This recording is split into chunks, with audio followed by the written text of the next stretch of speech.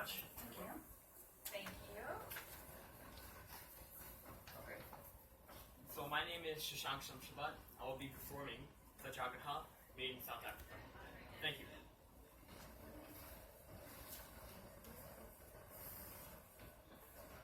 Tell me, do you think about hell? No, neither do I. But this man here is a Christian, and he has written that in order to believe, I'm here in South Africa for a week. Why, Mr. Porter? And why is the ticket collector coming this way? Oh, Mr. Ticket Collector, what am I doing here? I have a ticket, a first-class ticket, and I'm not a coolie. How did I get it? I sent for it in the post. I'm an attorney. I don't have time. No, just a moment, please. Don't overlook my items. You see? Mohandas K. Gandhi, attorney at law. I am on my way to Pretoria to conduct a case on an Indian trading firm. Sir, I was called to the bar in London and enrolled in the High Court of Chancery. I am, therefore, an attorney. And since I am in your eyes colored, I think we can deduce there's at least one colored attorney in South Africa. But always travel first class. Don't throw me out. Don't throw me out. Shivering through the winter night in the waiting room of the station, I made the momentous decision to stay on in South Africa and to fight against the racial discrimination against Indians there. Out of that struggle emerged my unique version of nonviolent resistance, Satyagraha. I smarted under the insult inflicted on me, and from that hour, I refused to accept injustice as part of the natural or unnatural order of life in South Africa. I wrote to the press in both South Africa and England. Due to this, word of my protesting spread across the world. My first public speech was at a meeting called to explain Indian residents about their injustice in South Africa. I took upon the issue of Indians in regard to first-class travel on railways. As a result, an assurance was made that Indians who were properly dressed would be able to ride on first-class and second-class trains. This was a partial victory, and a legend always starts at one place, such as the legend of Satyagraha. Satyagraha is a non-violence movement started by me, Mohandas Karamchand Gandhi, in South Africa. Even after more than a century, this concept is still relevant and more appealing in today's context.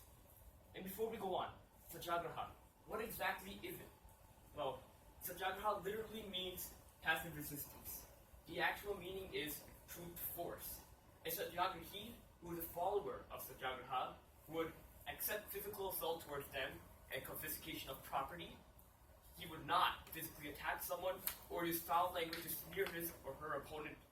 He would also not use an opponent's problems against them. Let me take you to one of the first times of my use of Satyagraha. January 10th, 1908. Ladies and gentlemen, I have asked you all to gather here to help us proclaim our right to be treated equal citizens of the empire. We do not seek conflict. We know the strength of the forces arrayed against us, know that because of them, we can only use means, but we are determined that justice will be done.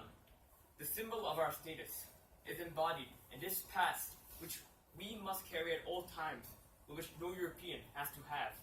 The first step of changing our status is to eliminate this difference. We know that Mr. Khan has just been arrested for burning his past, and I'll not stop until the last one's burned. Please don't hit me. I'll not stop until the last one is burned.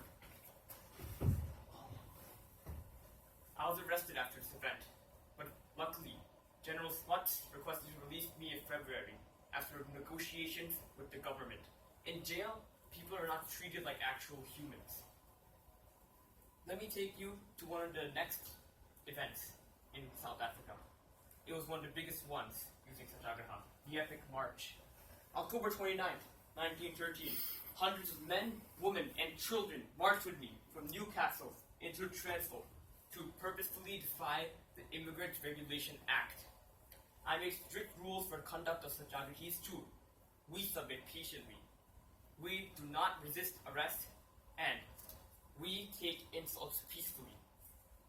I was arrested 3 times out of the 4 days of the march, but leading a march was 2,057 men, 57 children, 127 women, and finally, the Indian Relief Bill was passed, and the bill was gone. This proved how powerful Satyagraha was and how the truth could win always. And another issue terrorizing the early 1900s for Indians in South Africa was the Black Act. The Black Act was passed in 1907, telling that all Indians had to get fingerprinted, and young, old men and women had to carry around registration documents everywhere they went.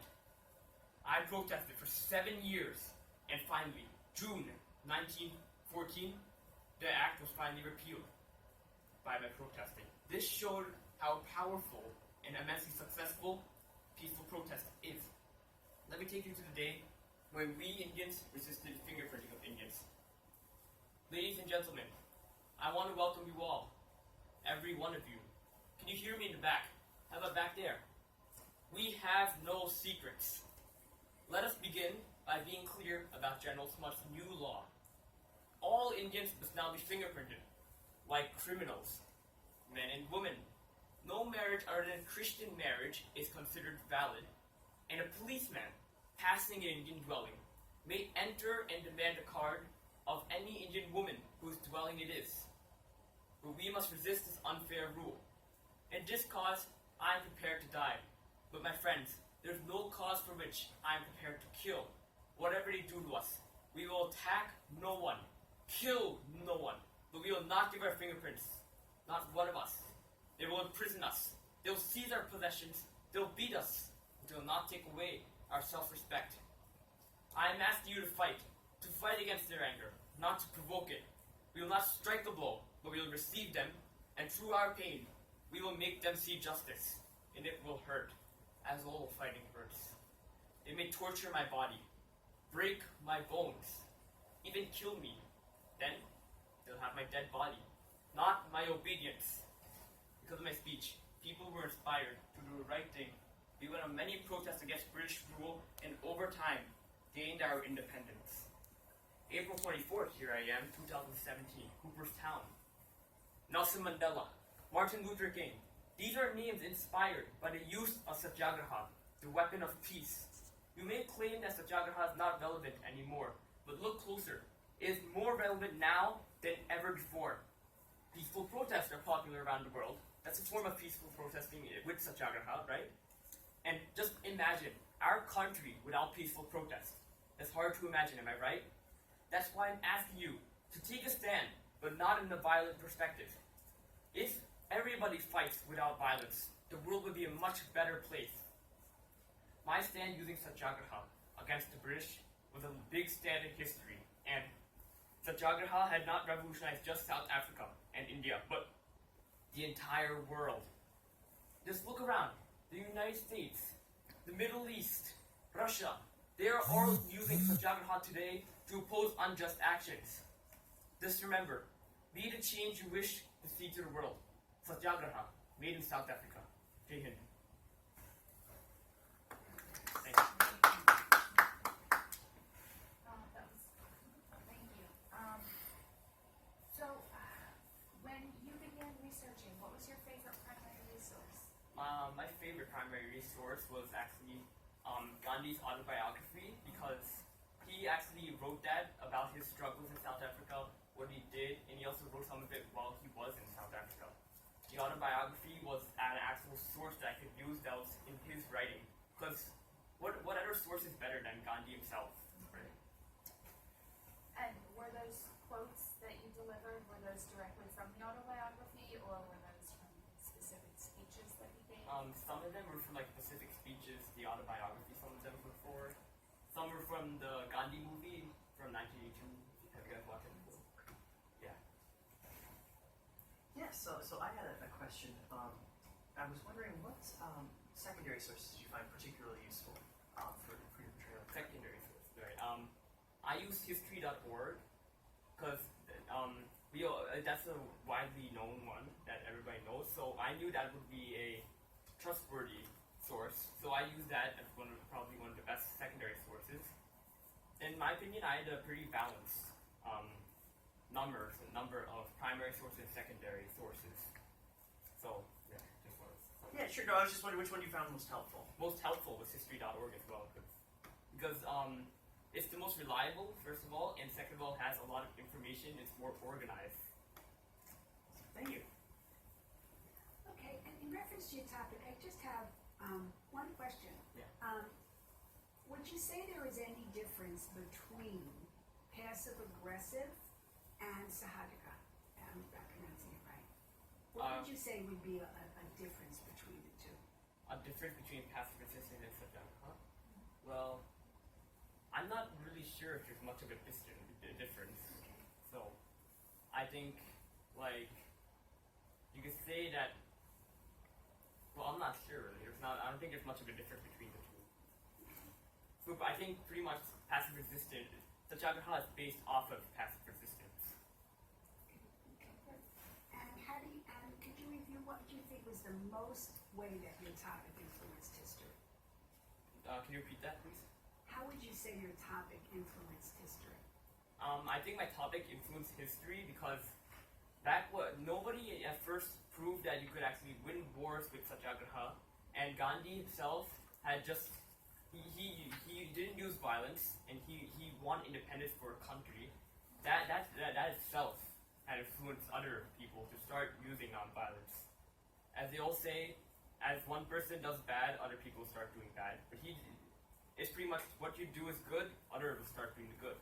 And that influenced others to start doing good. And that proved how strong it could be to protest non-violently. Do you see a lot of relevance in this topic and contemporary issues today? Oh yes, yeah. That's one of the reasons why I actually did this topic, because I see a big variety of what's going on.